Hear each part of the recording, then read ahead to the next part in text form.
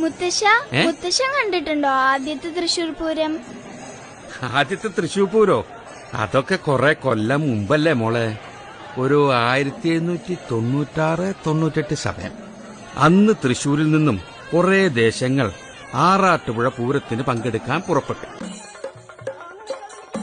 പക്ഷേ ആരും ഒട്ടും പ്രതീക്ഷിക്കാത്ത നേരത്ത് ഒരു ഭയങ്കര മഴ.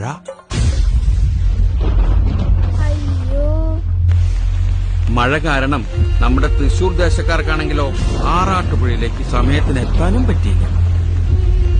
അതുകൊണ്ട് അന്നത്തെ ആറാട്ടുപുഴ നാടുവാഴികള് തൃശൂർ ദേശങ്ങളെ പൂരത്തുനിന്ന് അങ്ങോട്ട് വിലക്കി.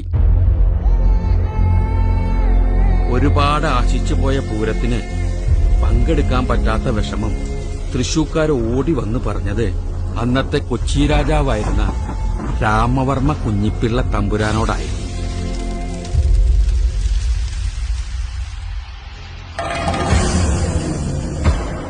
ഈ രാമവർമ്മ തമ്പുരാനെ വേറൊരു പേരുകൂടിയുണ്ട്, ശക്തൻ തമ്പുരാൻ.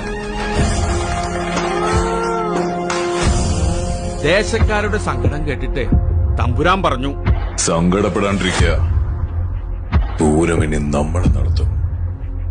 ഈ ലോകം മുഴുവൻ പൂരം കാണാൻ ഇനി നമ്മുടെ മണ്ണിൽ വരും.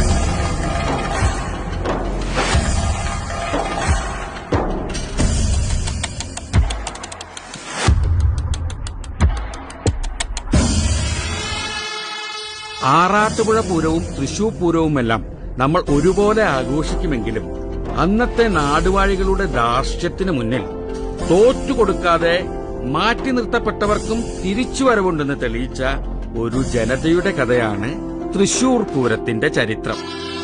അതിന് നേതൃത്വം കൊടുത്ത മഹാനായ ഒരു രാജാവിന്റെയും കഥ.